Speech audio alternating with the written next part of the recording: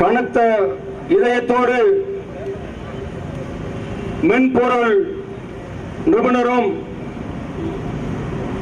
சாதிய ஆதிக்கத்தை பொருளாதாரத்தின் அடிப்படையில் அடித்து நொறுக்கிய ஆறுமுகமங்கலம் தம்பி கவினுக்கு தமிழ் தேசிய கூட்டணி சார்பாகவும் நான் சார்ந்திருக்கின்ற தமிழர் விடியல் கட்சி சார்பாகவும் வீர புரட்சி வணக்கத்தினை தெரிவித்துக் கொண்டு, அன்பு தோழர்களே, மேடையில் அமர்ந்திருக்கும் தமிழ்நாட்டை ஆதிக்கத்திலிருந்து காத்துக் கொண்டிருக்கின்ற அனைத்து புரட்சியாளர்களுக்கும், இந்த மண்ணை காக்க துடித்துக் கொண்டிருக்கின்ற அத்துணை சக அமைப்பு தோழர்களுக்கும் மீண்டும் வணக்கத்தினை தெரிவித்துக் கொள்கிறேன். இந்த நாட்டில் சாதிய ஆதிக்கத்திற்கு எதிராக போராடக்கூடிய 1957 வருடம் சாதி ஒழிப்பு போராளி சுதந்திர போராட்ட தியாகி வீரன் இம்மானுவேல் சேகரன் சாதிய ஆதிக்கத்திற்கு எதிராக போரிட்டு பணி கொடுக்கப்பட்டார். அன்று சொன்ன செய்தி என்ன? காங்கிரஸ் ஆட்சி பார்வர்ட் பிளாக் கட்சியிடம் தியாகி இம்மானுவேல் சேகரனை பணி கொடுத்து விட்டது என்று சொன்னார்கள். காலம் கடந்து விட்டது. நாங்கள் நம்பிக்கொண்டிருந்தோம். 1947 வருடம் இந்த நாட்டிற்கு சுதந்திரம் கிடைத்ததாம். 27 ஆண்டுகள் கடந்து விட்டது. இன்றும் ஆதிக்க சாதியுடைய சாதிவரி அடங்கவில்லை. அதற்கு பயாய்த்தான் தம்பி கவின் அவர்கள் படுகொலை செய்யப்பட்டு இருக்கிறார்.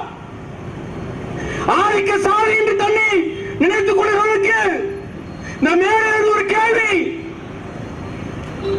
கல்வியில் உயர்ந்து விட்டோம், பொருளாதாரத்தில் உயர்ந்து விட்டோம். இதை விட ஆதிக்க சாதி என்று தன்னை நினைத்துக் கொள்கிறவர்களுக்கு என்ன வேண்டும் என்பது கேள்வி. உன்னை விட எதில் குறைந்து விட்டான் கவின்? பொருளாதாரத்தில் குறைந்து விட்டானா? கல்வியில் குறைந்து விட்டானா?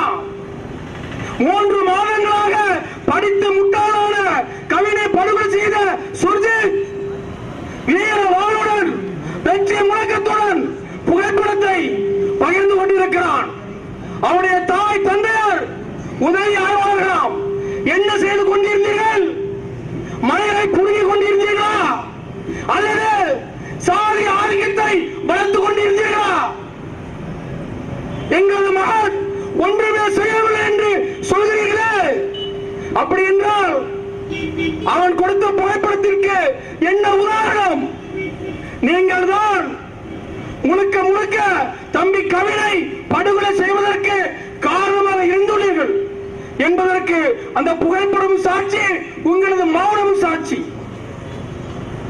உங்களது மகளை சுபாஷினியை பேசி அரவணைத்து ஒரு காணொலியை வெளியிட்டிருக்கிறீர்களே, உடுமலை கேள்விப்பட்டிருக்கிறீர்களா? கௌசல்யா சங்கரை கேள்விப்பட்டிருக்கிறீர்களா? உடுமலை சங்கரை பலி கொடுத்த சகோதரி கௌசல்யாவுடைய குரலை கேட்டிருக்கிறீர்களா? நீங்கள் சார்ந்த சமூகத்தை சார்ந்த பெண், அன்பு சகோதரி, அவர் உறுதியோடு இருக்கிறார். அவர் காதலுக்கு மட்டும் மரியாதை கொடுக்கவில்லை, ஆதிக்கத்திற்கு எதிராக போராடியும் மரியாதை கொடுத்திருக்கிறார். அவர் உண்மையான பெண்மணி. அவள் உடம்பில் ஒரு ரத்தம் உங்கள் சமூகத்தின் ரத்தம். ஆனால் அதே சமூகத்தை சார்ந்த சுபாஷினி சொல்கிறாயே, எங்கள் தாய் தந்தையை விட்டு விடுங்கள் என்று சொல்லி. அப்படி என்றால் நீ முழு காரணம். நீதான் தம்பி கவினை அழைத்து படுகொலை செய்வதற்கு ஏதுவாக இருந்திருக்கிறாய். கள்ள மௌனம் கேட்கிறாயே, கல்லறையை இடுகிறாயே. எங்களது மண் உணர்ச்சி வசப்பட்ட மண். உன்னுடைய காணொலியை பார்த்து உணர்ச்சி வசப்பட்டு ஐயோ இந்த பெண் அழுகிறாளே, உண்மையிலே இவ்வளவு குடும்பமும் சம்பந்தம் பட்டிருக்கான்னு நினைப்பார்களா? கண்டிப்பாக கிடையாது. ஆதிக்கத்தை ஊட்டி வளர்த்த உனது குடும்பமும் நீயும் தமிழ் படுகொலைக்கு காரணமாக இருந்தவர்கள். இது தமிழ்நாட்டுக்கு தெரியும். ஆண்டு கொண்டிருக்கிற ஆட்சியாளருக்கு தெரியும்.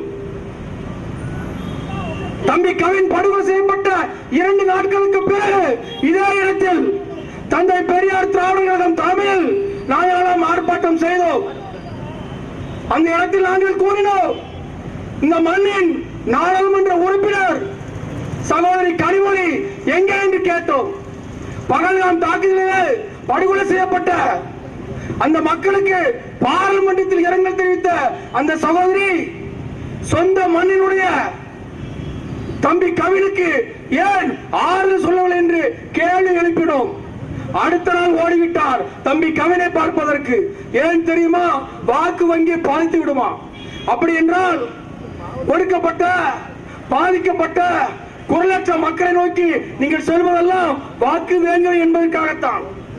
உங்களுடைய வாக்குகளை, உங்களுடைய ஓட்டுகளை நாங்கள் பெற்றுக் கொடுக்கிறோம். ஆனால் நீங்கள் கொடுப்பதெல்லாம் ஒடுக்கப்பட்ட சமூகத்திற்கு வாய்க்கரிசியை நீங்கள் அள்ளி திரித்துக் கொண்டு இருக்கிறீர்கள். குற்றச்சாட்டை சுமத்துகிறோம். 5 நாட்கள் இமயம் போன்று உயர்ந்திருந்த கவினுடைய தந்தையார் உறுதியாக இருந்தார். அவருடைய தாயை கைது செய்வதை நான் போராட்டத்தை விடமாட்டேன் என்று உறுதி செய்திருந்தார். ஆனால் 5 நாட்கள் முடிவில் அவரும் தந்து விட்டார். ஏனென்றால் 2 நாட்களாக கேள்வி நேர அமைச்சர் அங்கே குடிந்து விட்டார். என்ன பேசினாரோ, என்ன பேசி தொலைத்தாரோ தெரியவில்லை. தம்பி கவினுடைய தந்தையாருடைய மன உள்ளம் உருகிவிட்டது. வைத்த கோரிக்கை நிராகரிக்கப்பட்டு விட்டது. அப்படி என்று சொன்னால் உங்களுடைய சூழ்ச்சி வெற்றி பெற்று விட்டதா? கண்டிப்பாக கிடையாது. இங்க இருக்கின்ற அனைத்து போராட்டவாதிகளும் உங்களுடைய சூழ்ச்சியை பார்த்து கொண்டிருக்கிறார்கள். ஒரு நாள் விட சொல்லும், ஒரு நாள் பதில் சொல்லும். உங்களுடைய ஆதிக்க சூழ்ச்சிக்கு எதிராக பதில் சொல்லும் என்பதை இந்த நேரத்தில் நான் தெரிவித்துக் கொண்டு வந்திருக்கிற அனைத்து புரட்சியாளர் சார்பாகவும் தம்பி கவினுக்கு வீர வணக்கத்தினை செலுத்திக் கொண்டு விடைபெறுகிறேன். நன்றி, வணக்கம். புரட்சி ஓங்குக, விடியல் மலரட்டும்.